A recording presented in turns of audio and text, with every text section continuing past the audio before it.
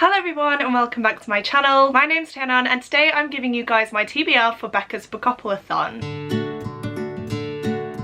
So if you don't know what Bookoplathon is, it is a month-long readathon happening in September, hosted by Becca from Becca and the Books, and it all revolves around her TBR game Becca's Bookopoly. Now I am pretty sure that you will have all heard about Bookopoly before, so I'm not actually going to go into too much detail about that. I will of course leave all of Becca's information down below and any links that are relevant to this readathon, so if you do want more information such as a tour of the board and explanation of the prompts, then you can check out that section of my description box, and to be honest it would probably just be better for you to watch Becca's announcement video. I have decided to build my TBR at the beginning of the month, and that is mainly because I'm going to be extremely busy throughout September. If you guys don't know, I have recently qualified as a teacher and I do start my first teaching job next month. I do start on September 1st and I have no idea what to expect, to be honest with you, so I did just want to have some sort of structure. I wanted to know what books I'll be reading throughout the month, and that way I can't really stray from it and I will have a set TBR which will ultimately be a massive help to me. I've also done it as Becca does, so I've decided to roll 5 times and then add on any doubles, just because I feel like 5 books is a manageable amount for me. I really don't want to push myself. I've been in such a weird reading mood lately. I've had a lot of reading slumps and I've just not been picking up books as often as I usually would. So again, I just feel like 5 is a safe number to go for, and it is an achievable goal for me as well. I don't want to be too overwhelmed because I want this readathon to be fun. Before we dive into the rolls though, please do make sure to check that you are subscribed to my channel. We are getting so close to 3,000 subscribers and I would love to hit that by the end of the year, so if you haven't done so already, please do make sure to click the button and the bell icon as well to be notified when I post a new video. Apart from that though, I feel like I've rambled on for way too long, so let's just dive into the first roll. Roll number 1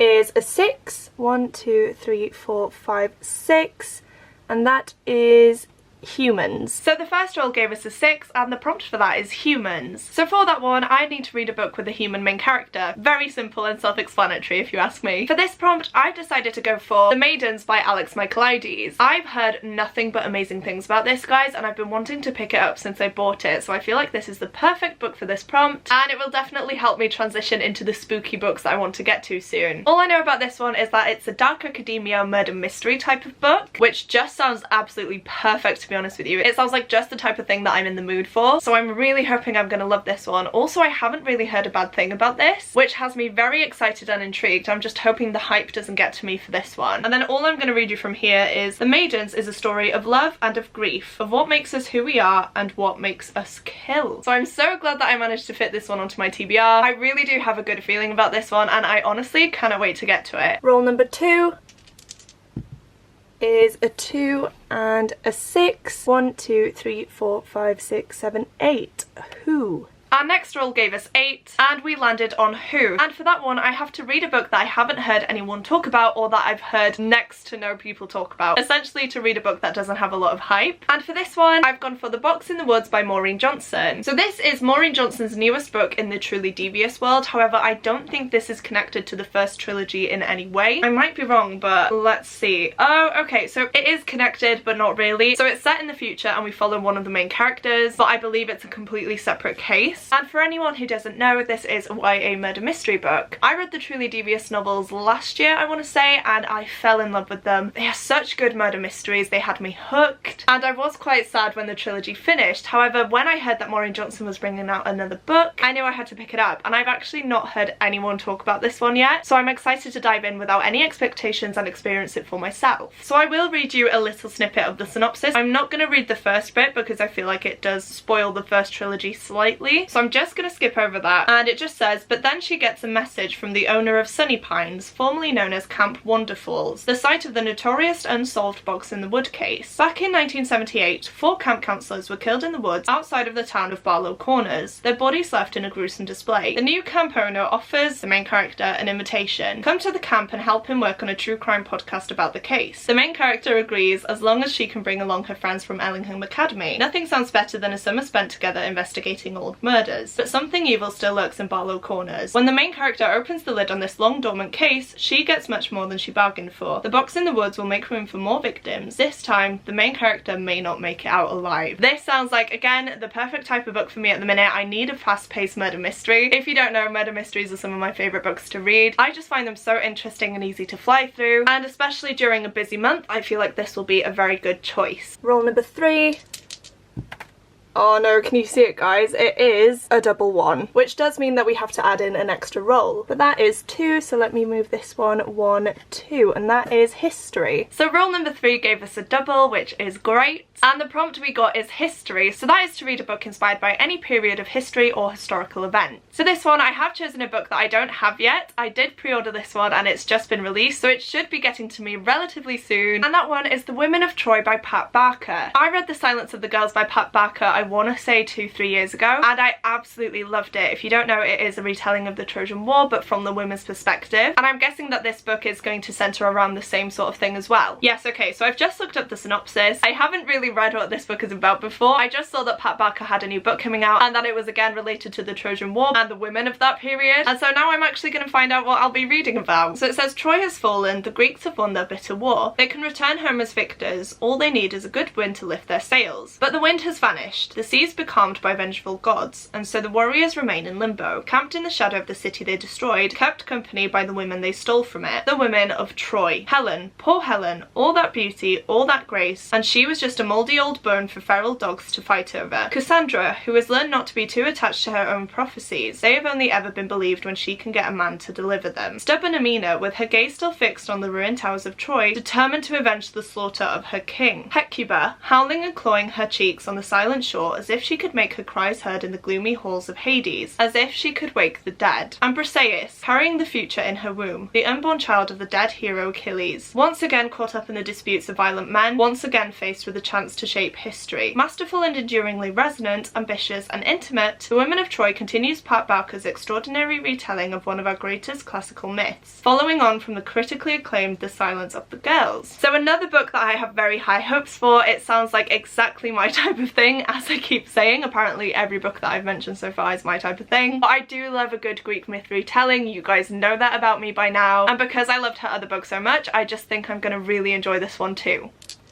Roll number 4 is a 6. 1, 2, 3, 4, 5, 6, and that is a chance card. So let us just grab the first one, and that one is the Night Swim. Next up we rolled a 6. The prompt for that was chance card, and as you saw, I got The Night Swim by Megan Goldin. Now this isn't one that I particularly wanted to pick up this month, but I did think that it would be a good option because it is a thriller. And as I've mentioned, I do think that this month I will be relying on the faster paced books, so this one is actually a good choice. This book, you guys, sounds absolutely amazing. So in this one we follow a true crime podcaster, which instantly has me hooked. Again, if you guys don't know, I'm very interested in true crime. It just really fascinates me, and I do spend a lot of my time listening to true crime podcasts. So the fact that this one has that element in there just automatically has me excited. But anyway, the main character in this, Rachel, had a true crime podcast, and it actually set an innocent man free. Now she's back covering the case of a local rape trial, but Rachel keeps getting distracted because someone is actually leaving her some notes, asking her to dig deep into the death of Jenny Stills, a woman who drowned, but the author of these letters or notes believes that it was murder. And then it just says here, the past and present start to collide as Rachel uncovers startling connections between the two cases and a revelation that will change the course of the trial and the lives of everyone involved. It's time to find out the truth. So I'm very excited about this one. I'm not sure if it's told in dual timeline. I guess I will see. I think this is actually told in dual perspective. I can see chapters called Rachel and chapters called Hannah. So very interested to see what this is all about. I'm actually really glad that this came up as a chance card, and I'm really hoping it will have me hooked from the get-go. Roll number 5 is an 8. 1, 2, 3, 4, 5, 6, 7, 8, and that one is Feed Scroll. For the next one we got 8, and that is Feed Scroll. So for this one I have to go to a social media app of my choice, scroll through my homepage until I see a book that I own and can read. So I think what I'm going to do is just screen record, and then I will see which book pops up first. And the app that I've decided to use for this one is Instagram, mainly because it has a load of photos of books, so I think it will just be easier for me to see which ones I own. So let's just open the app and see what books pop up. Right, so Guild has popped up, but that isn't out yet, so I don't own it. Then we have The Maidens, which is of course on my TBR, so I don't need to add that again.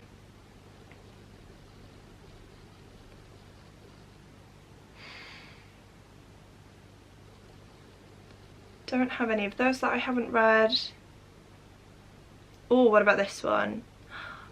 Oh, okay, I could use one of these books. So from this selection, the only books I haven't read are King of Scars, Capturing the Devil, and How the King of Elfhame Learned to Hate Stories. Oh, okay, this is actually a really good selection, and I kind of want to read King of Scars just because I've been putting that book off for way too long. But then again, I really enjoyed Stalking Jack the Ripper when I read that, and even though this book is the third one, I think I'd just read the second one, if that makes sense, because I really enjoyed Stalking Jack the Ripper when I read it, even though that was years ago now and I haven't continued on with the series. And then How the King of Elfhame Learned to Hate Stories is a short book, so I could technically fly through that one really quickly. Oh, I don't know which one to go for. I think I'm gonna go with King of Scars, guys. I might regret it because it is quite a chunky book, but honestly I feel like it's one that won't take me long to get through. I am familiar with the world and the characters. I have read the Shadow and Bone trilogy by Leigh Bardugo and I really did enjoy that one, so I think that is the one I'm gonna go for. And I do actually have it up here so I can show you guys. I have taken the dust jacket off because, I mean, look how stunning this is. But yeah, this is King of Scars by Leigh Bardugo. I'm not going to tell you the synopsis of this one because it does kind of spoil the first trilogy, and oh my gosh, this is over 500 pages, so that's great. But I have been meaning to get to this for a while now, especially after watching the Shadow and Bone TV show, which if you haven't seen, please go watch it. It's so good, and it definitely reignited my interest in this duology, so I'm very glad to now have it on my TBR. And even though it's an unexpected one, I think it's going to be one that I will fly through and enjoy. And then what will hopefully be our last roll. Nope. Can you see that? We have a double six. 1, 2, 3, 4, 5, 6, 7, 8, 9, 10, 11, 12. Community shelf. And that one is friend pick. Next up, I did get another double, which again is just what I needed this month. But the prompt for that is friend pick, and I am actually going to be cheating a little bit with this one. I've decided that instead of phoning a friend or anything like that, I'm just going to pop up a poll on Twitter where you guys can vote for the book that you want me to read. And I did forget to mention actually that this prompt came from the community shelf card. So I've selected some books that I really want to read soon, and you guys have all the power. So if you aren't following me on Twitter, please make sure to change that. I will have the link to my Twitter page down below, so definitely check it out and vote for the book you want me to read. The first of these books is Furyborn by Claire Legrand. This would be a reread for me, but I haven't carried on with the rest of the trilogy and I really do want to. I loved this book when I first read it and it's been about 2 years now, so I definitely need to give it a reread before carrying on with the rest of the books. But this is a dual timeline, dual perspective, I would say adult fantasy. I'm not sure if it's classed as YA here, but it does have a lot of adult themes, so I'm going with that. And in this one we follow two queens. One of them is the Sun Queen and one of them is the Blood Queen, I believe. Yeah, okay, so it says here, the only people who should possess this power are a pair of prophesized queens, a queen of light and a queen of blood. And I don't really want to say too much more about this book because I think it's better if you dive in not really knowing or expecting anything. But it is such a crazy journey. There are some trials involved, which I loved the trials in this book. They were so gripping and it just made the novel extremely fast paced. So I would definitely love to get to this one soon. Next up we have Middlegame by Shauna Maguire. I feel like this is such a popular book, and honestly the other two books I'm going to show you are really popular as well. But in case you don't know, Shauna Maguire is the author of the Wayward Children series, which is a beloved series in the book community. All I know about this one is that we follow twins called Roger and Dodger, and one of them is skilled with words, so languages come easily to him, and for the other one it says numbers are her world, her obsession, her everything. All she understands, she does so through the power of math. So I don't actually know what to expect with this one. I've just heard so many good things about this book, and I have wanted to pick it up for a while, but I thought it would be the perfect book to read towards the spookier seasons, so I feel like September would be a good time to read it, and if not, maybe I would fit it onto next month's TBR. Then we have Ninth House, which is another book by Leigh Bardugo, and again another book that I've been meaning to pick up for the longest time. This is another dark academia murder mystery type of book, I believe, where our main character joins a secret society. And for this one it says, now there's a dead girl on campus and Alex seems to be the only person who won't accept the neat answer the police and campus administration have come up with for her murder, because Alex knows the secret societies are far more sinister and extraordinary than anyone ever imagined. They tamper with forbidden magic, they raise the dead, and sometimes they prey on the living. Again, sounds like exactly my type of thing. I have heard mixed things about this one. Some people seem to love it, some people not so much, but I think this is definitely going to be a book for me and I cannot wait to get to it. Maybe this month, if not, hopefully soon. And then the last option for this poll is The Night Circus by Erin Morgenstern. I know guys, it is a crime that I haven't read this book yet, but the hype has just gotten to me so bad, to the point where I've I've been scared to pick up this book in case I don't like it. Not gonna lie to you guys though, I feel like this is definitely gonna be a new favourite book of mine once I do read it. It has all the elements which I love. And for this one it says, in 1886 a mysterious travelling circus becomes an international sensation. Open only at night, constructed entirely in black and white, Le Cirque de Rêves delights all who wander its circular paths and warm themselves at its bonfire. Although there are acrobats, fortune tellers and contortionists, the Circus of Dreams is no conventional spectacle. Some tents contain clouds, some ice. The circus seems almost to cast a spell over its aficionados, who call themselves the rêveurs, the dreamers. At the heart of the story is the tangled relationship between two young magicians, Celia, the enchanter's daughter, and Marco, the sorcerer's apprentice. At the behest of the shadowy masters, they find themselves locked in a deadly contest, forced to test the very limits of the imagination and of their love. So yeah, another one that I just cannot wait to get to, and I feel like it would be the perfect book to read as we start going into the darker wintry months as well. So if you would like to have your say in this poll, please do click on the Twitter link down below and cast your vote. And I think what I'll do is announce the winner on Twitter, and you will of course see it featured in my weekly reading vlogs as well. And then again, what will hopefully be our last roll.